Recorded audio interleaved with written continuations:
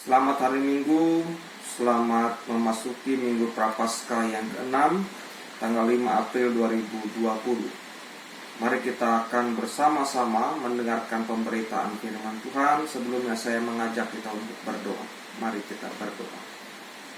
Terima kasih Bapa untuk penyertaan-Mu, dan kami akan mendengarkan firman Tuhan. Biarlah Roh Kudus menolong kami. Dalam nama Yesus Kristus kami berdoa. Amin. Bapak Ibu saudara-saudara yang Tuhan kasihi, pada Minggu Prapaskah yang ke-6 ini kita akan membuka Alkitab kita dari Matius 21 ayat 1 sampai 11. Silakan Bapak Ibu saudara-saudara membukanya. Tema yang akan kita renungkan pada saat ini yaitu jalan sengsara yang harus kutempuh.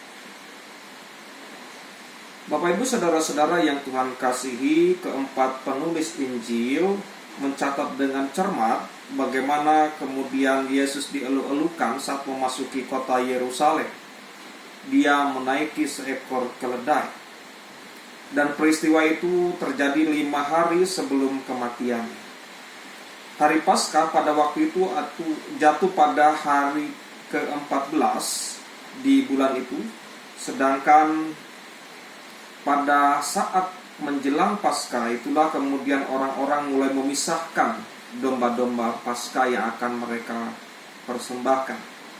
Seperti yang ditetapkan dalam hukum Taurat, yaitu Keluaran 12 ayat yang ketiga. Oleh karena itu Kristus sebagai sang domba Paskah juga akan dikorbankan bagi penebusan dosa manusia dan sedang dipertunjukkan kepada khalayak ramai. Dengan demikian, peristiwa itu menjadi titik awal penderitaannya. Bapak Ibu saudara-saudara yang Tuhan kasihi, sebenarnya Tuhan Yesus sudah lama menetap di Betania, yaitu di sebuah desa yang tak jauh dari Yerusalem, tempat di mana Maria meminyaki atau mengurapi kaki Yesus, dan pada waktu mereka makan bersama sebelum sehari peristiwa itu. Namun sebagaimana yang biasanya dilakukan, Yesus tidak langsung menampakkan diri kepada banyak orang segera setelah ia datang, tetapi ia menunda selama beberapa waktu. Bapak Ibu saudara-saudara yang Tuhan kasih, kini untuk perjalanan kehidupan Yesus selanjutnya, ketika dia dielu-elukan dan dia memasuki kota Yerusalem, sebenarnya menghadapi sebuah peristiwa yang tidak mudah. Dia akan memasuki masa penderitaan. Namun seperti yang kita tahu dari pembacaan firman Tuhan, bahwa ternyata persiapan telah dilakukan jauh-jauh hari. Dilakukan untuk kemuliaan nama Yesus di surga. Mari kita lihat berikutnya. Ketika Yesus memasuki kota Yerusalem, dia menyuruh 2 orang muridnya untuk mengambil seekor keledai baginya. Dipercaya 2 murid itu adalah Petrus dan Yohanes. Di daerah itu keledai memang lebih umum dipakai sebagai kendaraan untuk bepergian, sedangkan kuda dimiliki oleh para pembesar, bahkan dipakai untuk berperang. Namun sekalipun demikian, Kristus sendiri sebenarnya bisa saja menggunakan kendaraan yang lain atau hewan yang lain yang lebih gagah. Tapi Yesus menggunakan keledai sebagai penggenapan firman Tuhan. Bahkan Bapak Ibu saudara-saudara yang Tuhan kasihi, keledai itu bukan miliknya, tapi milik orang lain. Dia meminjamnya dari orang lain. Ada pepatah yang mengatakan orang yang hidup dengan meminjam adalah orang yang hidup dalam kesengsaraan. Dalam hal ini jugalah yang dialami oleh Yesus, seorang yang penuh dengan kesengsaraan. Dia tidak memiliki suatu benda apapun kecuali yang diberikan atau yang dipinjamkan kepadanya. Dan murid-murid disuruh meminjam keledai itu dengan pesan Tuhan memerlukannya. Mereka tidak boleh mengambilnya secara diam-diam, apalagi secara paksa.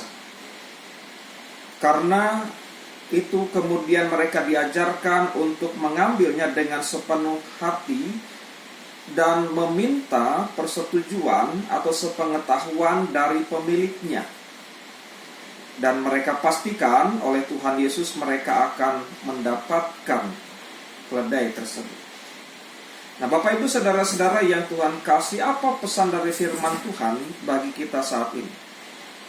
Yang pertama yang bisa kita ambil dari kisah ini, bila ada jalan yang mudah, mengapa menempuh jalan yang sulit? Ini sebuah pertanyaan. Yesus tidak sedang menyelipkan diri, melainkan menunjukkan ketaatan pada rencana Allah. Apa dampak ketaatan kepada rencana Allah? Yang pertama, Bapak Ibu saudara-saudara, apabila kita mengenal atau taat kepada perintah Allah, maka kita bisa mengenal diri sendiri, mengukur seberapa besar kualitas kesabaran diri. Yang kedua, kita dituntut rendah hati. Semakin taat pada perintah Allah, maka semakin rendah hati alias tidak sombong. Yang ketiga, kita menjadi orang yang optimis. Artinya ketaatan itu bisa menjadikan kita menjadi orang yang selalu melakukan kebaikan, karena Tuhan yang akan menolong kita. Begitu juga Bapak Ibu saudara-saudara, pesan firman Tuhan yang kedua. Allah sudah menentukan jalan salib penebusan yang harus ditempuh oleh Tuhan Yesus. Allah memberikan kemampuan dan penyertaannya kepada Yesus. Begitu juga dengan kita. Dalam menghadapi berbagai kesulitan hidup, termasuk wabah COVID-19 saat ini, sebaiknya bila kita meminta kepada Tuhan, bukan meminta untuk dimudahkan, tetapi mintalah untuk dimampukan dan disertai dalam menghadapinya. Ingat kalimat terakhir dalam amanat agung Tuhan Yesus, Matius 28 ayat 20 berbunyi demikian. Dan ketahuilah, Aku menyertai kamu senantiasa sampai kepada akhir zaman. Berkat penyertaan itulah yang kita butuhkan saat ini. Yang ketiga, Bapak Ibu saudara-saudara yang mengasihi Tuhan, Yesus meminjam dan mengembalikan keledai itu kepada pemiliknya. Hal tersebut mengajarkan kepada kita bahwa apapun yang kita pinjam harus dikembalikan tempat waktu dan dalam kondisi yang baik. Sebab hanya orang fasik yang meminjam dan tidak membayarnya kembali. Kita pun kadang-kadang berada dalam posisi yang sulit, lalu memutuskan untuk meminjam. Firman Tuhan mengatakan, mengajarkan bahwa berhutang bukan solusi jika kita pada akhirnya punya niat untuk tidak mengembalikannya. Sebab besar atau kecil, hutang itu harus dibayar. Sebab hutang sama dengan nazar. Nazar sama dengan janji. Bila merasa belum atau tidak sanggup mengembalikannya, alangkah baiknya kita melakukan seperti yang dikatakan firman Tuhan berikut ini dalam Roma 13 ayat 8. Janganlah kamu berhutang apa-apa kepada siapapun juga, tetapi hendaklah kamu saling mengasihi. Cukupkanlah hidupmu dengan apa yang ada padamu. Peribahasa mengatakan, berakit-rakit ke hulu, berenang-renang ke tepian. Bersakit-sakit dahulu, bersenang-senang kemudian. Selamat memasuki Minggu Prapaskah yang ke-6. Demikianlah renungan pada saat ini. Selamat hari Minggu. Tuhan Yesus memberkati. Amin. Mari kita berdoa. Terima kasih Bapa untuk penyertaan-Mu.